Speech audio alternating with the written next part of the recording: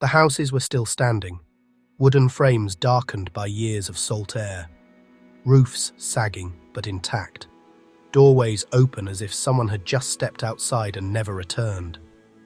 Inside, there were no bodies, no signs of fire, no scattered belongings, no marks of panic burned into the ground, just absence. And carved into a single wooden post, not hurried, not scratched in desperation, but cut deliberately, one word remained: Croatoan. It was not a warning, it was not a plea. It did not explain what happened, or where anyone went, or why no one stayed behind.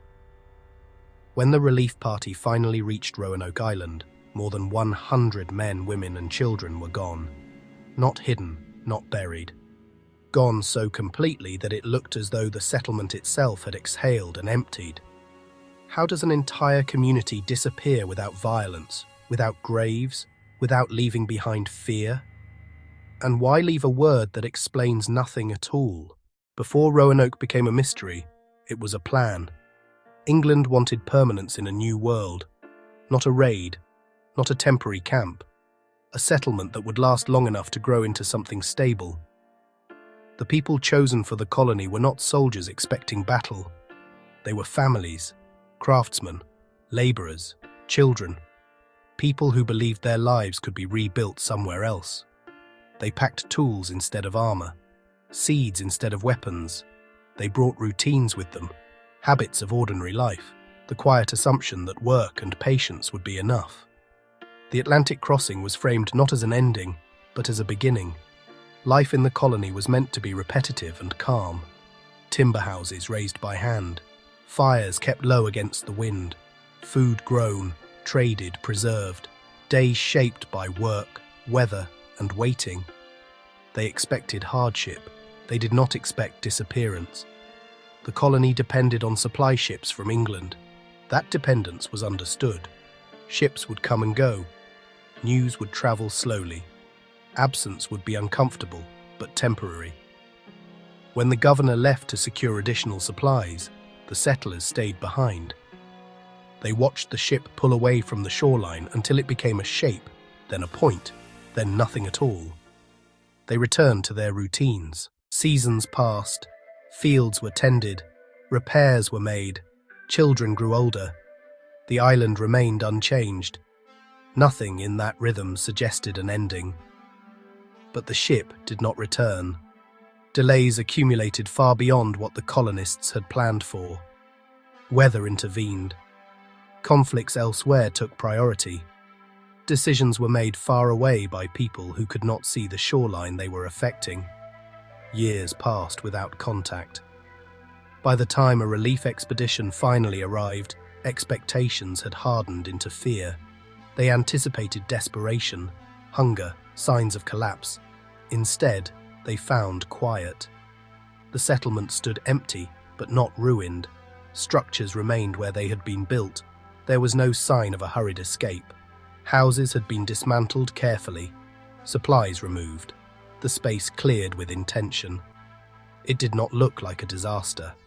That was the first contradiction. If the colonists had been attacked, there would be damage. If they had fled in terror, there would be disorder. Instead, there was control. The carved word became the center of everything. Croatoan. It was the name of a nearby island. It was also associated with local people the settlers had encountered before. At first, the meaning felt hopeful. Perhaps the colony had relocated. Perhaps they had moved somewhere safer, somewhere with food, shelter, and cooperation. If that were true, the word might have been left deliberately, a marker meant to guide those who returned. But that hope faded quickly. There was no second message, no marker pointing the way, no sign of urgency or distress. And when searches were attempted, nothing was found. No trail, no abandoned camp, no evidence of a large group moving together. The longer the silence lasted, the more unsettling it became.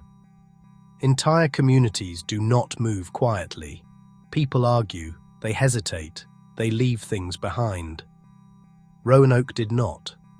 Time passed, and the mystery hardened.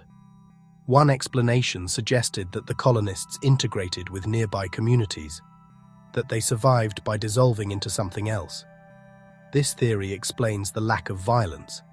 It explains the absence of remains. But it raises a deeper question. Why abandon identity so completely? Why leave no trace that could later be recognized? Another explanation turns darker. That conflict did occur, that relations broke down, that the colony was destroyed. Yet the evidence resists the idea. There are no mass graves, no burned structures, no weapons scattered in haste. Violence on that scale leaves scars. Roanoke does not. A third possibility sits uneasily between the others, that nothing dramatic happened at all. That pressure accumulated slowly. Food dwindled. Trust eroded. Decisions were made quietly, one by one. People leaving in small groups, others following later. The settlement thinning over months or years, until one day there was no one left to return. This explanation accounts for the order.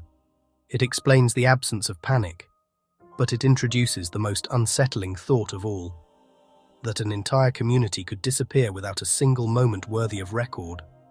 No final night, no defining catastrophe, just quiet departure. Theories circle the same unanswered space. A logistical explanation suggests records were lost and the truth dissolved with time. It explains the gaps in documentation, but not the silence left behind on the ground.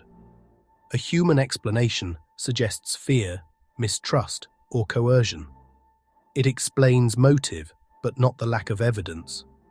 An unresolved explanation lingers without shape, something unseen, something unrecorded, not because it was extraordinary, but because it never fit into words. If you stand in that place long enough, the question changes. It stops being about what happened and becomes about what should have happened, because communities leave traces, even when they fail, even when they flee. Roanoke did not. History offers no clean ending. There is no final document, no confirmation of survival or destruction. Only the word, Croatoan. It remains carved into wood as a placeholder for everything that never followed. What makes the story endure is not the mystery itself, but the silence around it. The world moved on. Other colonies were built, maps were redrawn, trade expanded. Roanoke was left unfinished. The people who lived there were not memorialized. They were not formally mourned. Their story did not conclude. They simply slipped out of the record. Today, the fate of the lost colony remains unresolved. There is no agreement, no evidence strong enough to close the case. Only competing theories and a single stubborn word that refuses to explain itself. If you stand on Roanoke Island now, there is no marker that tells you when the last person left. No line separating presence from absence. The land does not announce what happened. It holds the silence the way it always has. And that silence still asks the same question it has for centuries. How do more than 100 people vanish without leaving behind an ending? If you want to explore more unresolved stories like this, they are already waiting. And if you choose to subscribe, you're welcome to continue listening to these echoes of the unknown.